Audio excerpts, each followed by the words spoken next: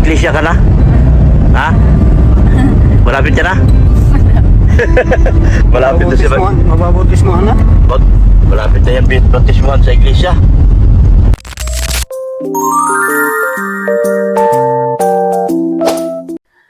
Viancy, handa na kayang magpa-convert sa iglesia para sa kanyang hobby? Ating malalaman na at pag-uusapan ngayong araw. Pero bago po ang lahat, mega love shoutout sa lahat ng ating listeners, viewers, and subscribers sa anumang sulok ng mundo, Mapaluzon, Visayas, at Mindanao. Kamusta po kayo mga kalingap? Mabuhay po kayo hanggat gusto nyo. At kung bago ka pa lang sa aking munting YouTube channel, huwag ka nang mahiyang mag-subscribe, like, share, and comment. Huwag mo na rin kalimutang i-click ang notification bell nang sa ganon ay updated ka sa aking mga paparating na video.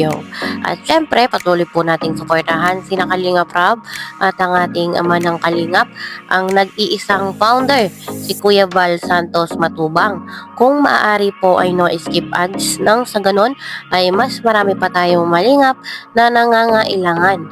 At konting paunawa po, kung maaari ay tapusin niyo muna ang kabuoang video nang sa ganon ay akma ang inyong mga komento. At yun na nga po mga kalingap, desidido na po ba si Bibi Viancy na magpa-convert sa iglesia para sa kanyang hobby? At alam naman po nating lahat mga kalingap na si Papa Eds ay iglesia ni Cristo.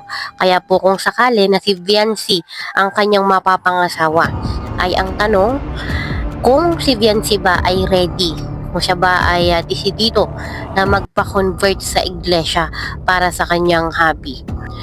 Pagdating po sa mga relihiyon ay medyo malalim pong usapan yung mga ganitong usapin. Kailangan ng malawak na pangunawa at pag-intindi pag ganito po ang usapin sa isang relihiyon. At alam naman po natin mga kalingap na kung sakali na si Papa Eds na at si Bibi Viancy ang magkatuluyan, ay isa po sa kanila yung magsasacrifice kung gusto po talaga nila yung isa't isa. Kung gusto talaga nila na sila na yung magkatuluyan, kailangan talagang merong mag-sacrifice.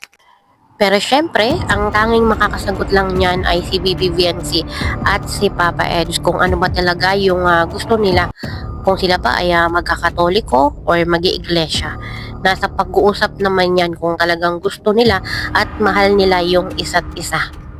Although malayo pa naman po yung ganung pangyayari na kung sakali nga na isa sa kanila ang magpapakonvert, pero napag-uusapan lang naman po kung sakali nga na sila na ay sino ang magsasacrifice, kung willing ba si Bibi Viancy na magpa-convert sa iglesia. Ika nga po, sabi nila ay kung gusto mo ng maayos na mapapangasawa ay idaan mo sa panalangin, idaan mo sa panata. Yan naman po ay nadadala sa mga ganong gawain. Ilang kayo ano? Passport, ID? Anong ID? Passport size?